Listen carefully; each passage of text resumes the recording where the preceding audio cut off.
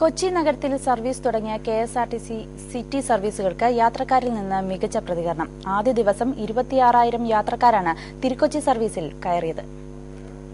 സ്വകാര്യ ബസ്സുകളിലെ മിന്നൽ പണിമുടക്കും അമിത വേഗതയും യാത്രക്കാരോടുള്ള മോശം പെരുമാറ്റവും കൊണ്ട് മടുത്ത്. ആദ്യ സർവീസ് ദിനമായ ശനിയാഴ്ച തിരുക്കൊച്ചി സർവീസുകളിലെ 50 ഷെഡ്യൂളുകൾക്കും കൂടി കിട്ടിയ ടിക്കറ്റ് തുക 1,54,000 രൂപയാണ്. അരൂർ ആലുവ റൂട്ടിലുള്ള ബസ്സുകൾക്കാണ് കഴിഞ്ഞ ദിവസം കൂടുതൽ കളക്ഷൻ കിട്ടിയത്. ആദ്യ ദിവസം എല്ലാ ബസ്സുകളിലുമായി കയറിയത് 26,000 യാത്രക്കാർ. പുതിയ ബസ്സുകൾക്ക് മിക്കയിടത്തും യാത്രക്കാർ സ്വീകരണം ഏർപ്പെടുത്തിയിരുന്നു. ഇതുമൂലം സമയം പാലിക്കാനാവാതെ കഴിഞ്ഞ 2 ദിവസങ്ങളിലും ചില ബസ്സുകളിലെ ചില ട്രിപ്പുകൾ മുടങ്ങി. ആലുവ എറണാകുളം റൂട്ടിൽ 10 മിനിറ്റ് ഇടവിട്ടും മറ്റു റൂട്ടുകളിൽ ശരാശരി അരമണിക്കൂർ ഇടവിട്ടുമാണ് ഇപ്പോൾ സർവീസ്.